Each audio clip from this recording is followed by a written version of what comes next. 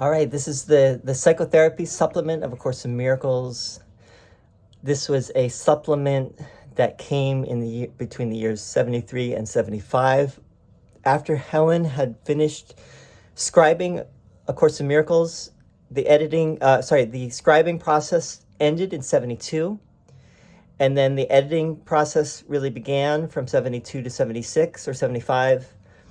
76, it was published. And between 73 and 75, as I said, this supplement came. So Helen scribed this supplement between the years 73 and 75. It's a very interesting supplement. It seems to have come because you have the teacher-student relationship, which is basically informal. The teacher-student relationship is happening all the time. If you are a teacher of God, and that's the term the Course uses, then you're always teaching and always learning. So that's basically happening all the time, and we could say that's informal. But if you have maybe a practice where someone comes to you for help, they reach out to you, or maybe you have you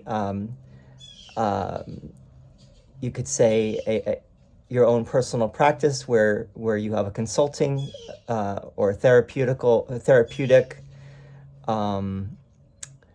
profession, then someone might come to you in a more formal way as the patient, right? So this supplement is for those who might want to use the Course in a therapist-patient relationship. And this supplement gives you the guidelines. And that's what we've been going through. And just to kind of bring you up to speed, if you have been not been reading this with me and watching the past videos, I'll just say a few things up front here. One is that Jesus starts by saying psychotherapy is the only form of healing there is, because everything is in our mind. So we really, only the mind is sick, and thus only the mind can be healed. The therapist is basically in the teacher position, and the patient is in the student role. But the reality is that both of them are being healed in the process. Both of them are patients. We're all patients, right? We're all in the madhouse of life, in the illusion, right? So because we are still in the illusion, we still have something to learn here. And so as a therapist, the therapist does not want to see themselves as completely healed, because that would be a mistake. So that's one of the points that Jesus wants to make, and I think he's been making it throughout. He's going to make it in today's section as well. Another thing is that the therapist, for this to be most fruitful, one is you want to bring the Holy Spirit into the relationship, and you want to have a shared purpose of healing. And if you do have that shared purpose, then the Holy Spirit will be there. But the other thing that Jesus points out, and he did that in the previous section on what was it called? It's called the place of religion in psychotherapy. Jesus was basically saying you don't have to bring the concepts of God or Jesus or Holy Spirit or any Course concepts into this relationship, because the patient might not be ready for those concepts. They may not find those concepts helpful or meaningful. And so you do not want to necessarily bring those concepts in because they can just confuse things, and they can make things worse rather than better.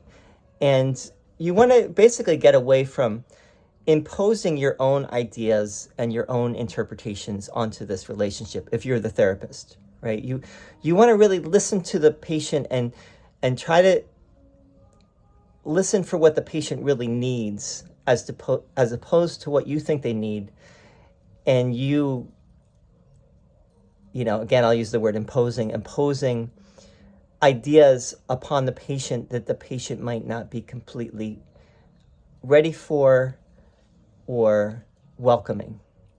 All right, so let's read this section. This is only 4 paragraphs.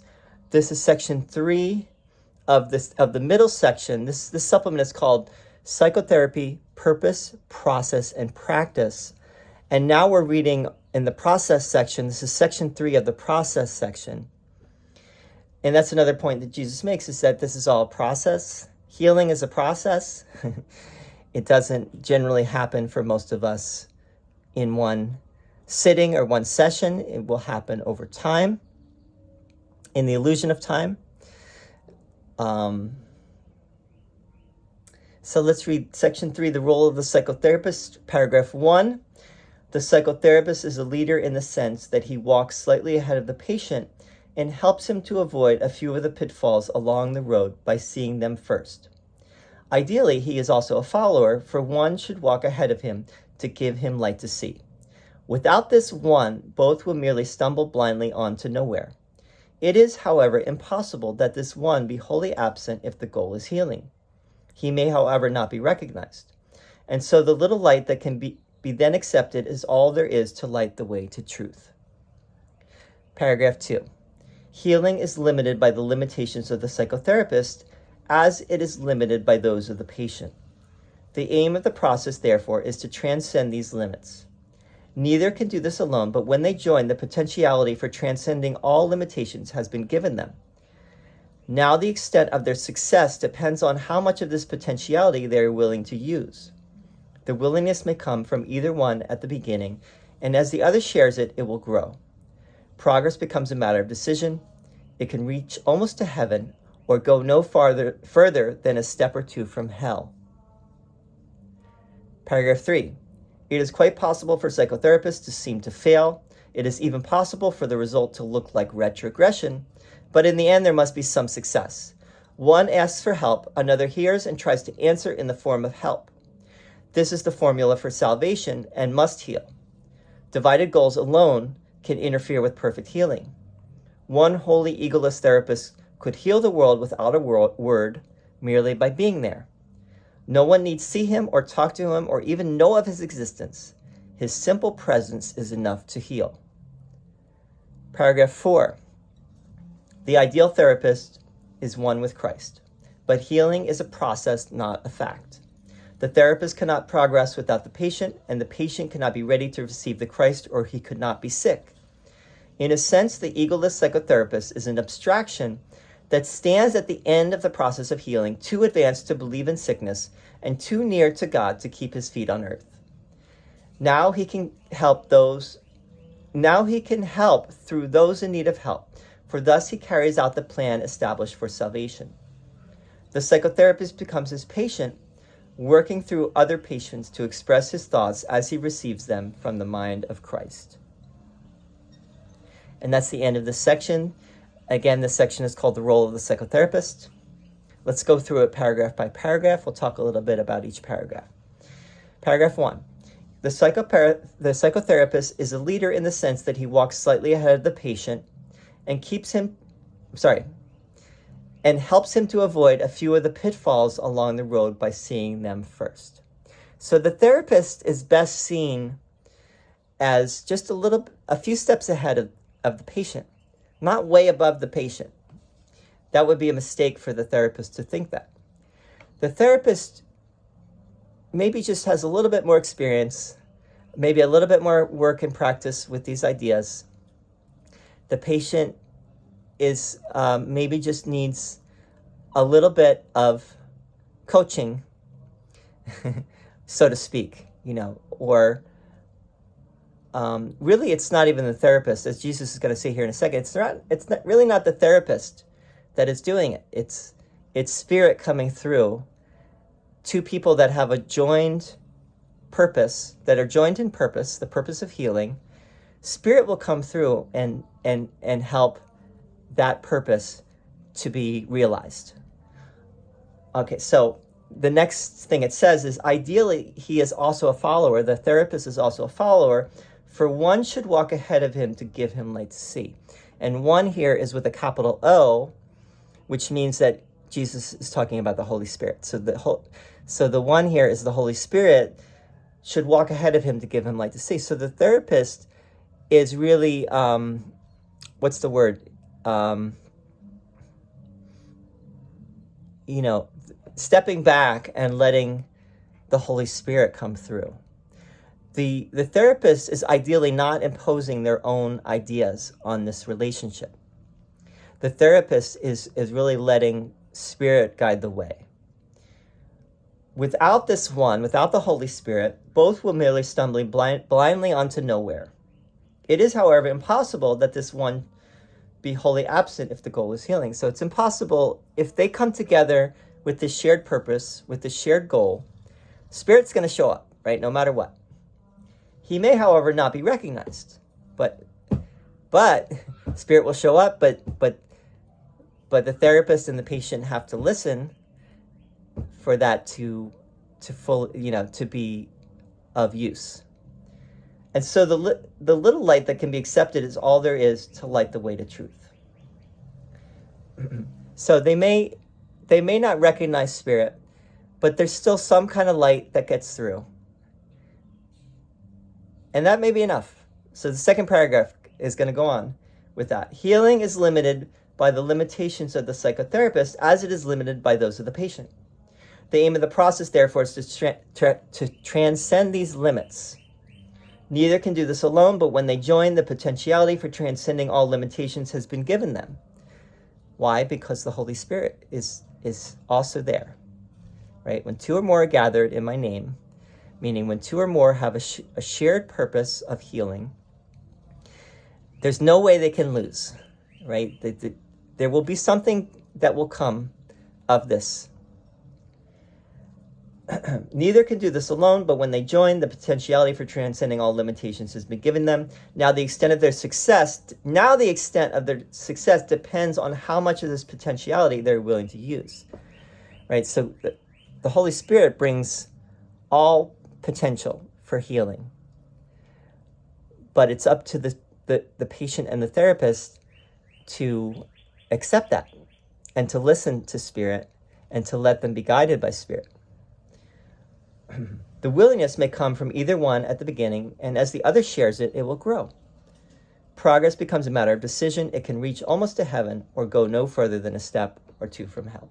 So depending on how much the patient and or the therapist listen to the guidance of Spirit, if they really listen, they can get almost to heaven, right? As long as you're in this world, you're not in heaven, right? You're still in this world, but they can get very close. Or they can only get a few steps away from hell. but that's still a couple steps out of hell. So that's still a gain, a positive gain, right? Paragraph 3, it is quite possible for psychotherapy to seem to fail. It is even possible for the result to look like retrogression. The important word here is seem and look like. It might seem or look like the session failed, you didn't get anywhere with it, or you even went back, retrogressed. But in the end, there must be some success, right? If the two come together in a common goal and Spirit is showing up, there must be something good that comes of this. One asks for help, another hears and tries to answer in the form of help. This is the formula for salvation and must heal. Divided goals alone can interfere with perfect healing. This is a fascinating thing. Now listen to this. One wholly egoless therapist could heal the world without a word, merely by being there. No one needs see him or talk to him or even know of his existence. His simple presence is enough to heal. This is something that Jesus already said actually earlier in this supplement. Someone who fully accepts the atonement for themselves while still in the body, they don't need to do anything. They don't need to go out and heal. They don't need to have patients. They don't need to have students. all they need to do is just be what they are. And that has an effect on everyone. They don't need to go anywhere. No one needs to see them. They could be living in a cave. And some people would say that the great masters are not seen by the rest of us. They're doing their inner work, and they know that they don't need to have followers. They don't need to have go out and teach people, because everything is an inside job in the end. And when they heal their minds, that has an effect on everyone else. And ultimately, there's only, how many teachers of God are necessary to heal the world? Only one. It's already been done anyway, right? It's already been one. That whole thing, that's from the Teacher's Manual for Teachers. I read that at one point. We'll read it again at some point. But the reality is that if you accept what Jesus is saying in the Course, the salvation has already happened. There's nothing to save, because there's no problem. If you accept the atonement, accepting the atonement is the acceptance that there is no problem. There's no one that needs to be healed in reality. There's only the illusion. And if the illusion is truly an illusion, then there's no problem. There's only that you may think that there's a problem, right? So the patient is coming thinking there's a problem, that they have a problem, and it seems very serious. And the therapist may also kind of take that approach as well, that yes, that there really is a problem here, and I need to help this person. But really, what they need to do is they need to step back and let the Holy Spirit show them that there is no problem. That would be like the deeper message, I believe, of what Jesus is saying here. And let's read the final paragraph. The ideal therapist is one with Christ, but healing is a process, not a fact. Right? So this is the process part of this supplement. This is emphasizing the fact that healing is a process. The therapist cannot progress without the patient, and the patient cannot be ready to receive the Christ, or he could not be sick. In a sense, the egoless, so the therapist, if the therapist were Christ, that might be too much for the patient. I think that's part of what's being said here. The patient is not ready for Christ. Right? The patient is ready for whatever they're ready for, and the therapist is there to meet them with what they're ready for. In a sense, the egoless psychotherapist is an abstraction that stands at the end of the process of healing, too advanced to believe in sickness and too near to God to keep his feet on earth. This is a very interesting sentence. The egoless psychotherapist is an abstraction. What is Jesus saying here? He's talking about himself, right? He is the egoless psychotherapist. He is the great psychotherapist, right? He's not even here. He's somehow giving this course, but where is he? And who is he? Some might say he was this abstraction in Helen's mind that took the form of the Course. The abstract perfect love of God that was in Helen's mind, Helen Schuckman's mind,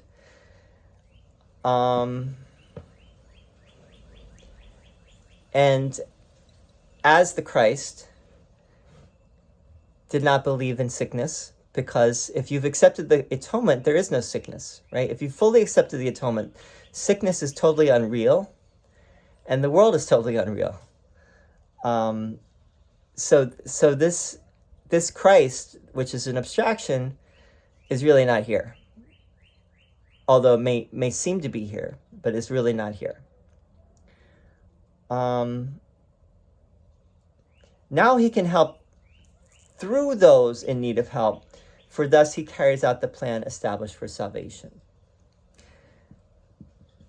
The psychotherapist becomes his patient, working through other patients to express his thoughts as he receives them from the mind of Christ.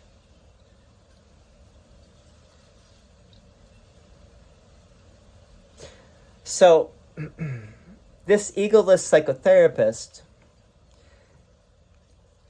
is not here, but is working through the therapists, the psychotherapists that are here, such as me and you, or the teachers of God, such as me and you, who are here, helping us to teach the patients in this world. And also, in the process, we are learning through teaching and through demonstrating. To teach is to demonstrate. So we're representing the Christ, or we're attempting to represent the Christ in everything that we do. We're not fully there, or we wouldn't be here. And the only one that isn't truly here, in a sense, is the one who's fully healed, because they don't believe. The world is totally unreal for them. But paradoxically, they can still, like a bodhisattva in a sense, they can still come through and help those who seem to be here, who seem to be lost in the illusion. And this is very difficult. Like, we could really go in depth into all of this. We're just kind of touching a very fundamental thing here, which is basically, what is A Course in Miracles, and who is Jesus? I think what Jesus is saying here is Jesus, Christ, they're abstractions, ultimately. They are just symbols for this abstract love that is beyond this world, the love that is not of this world. They are,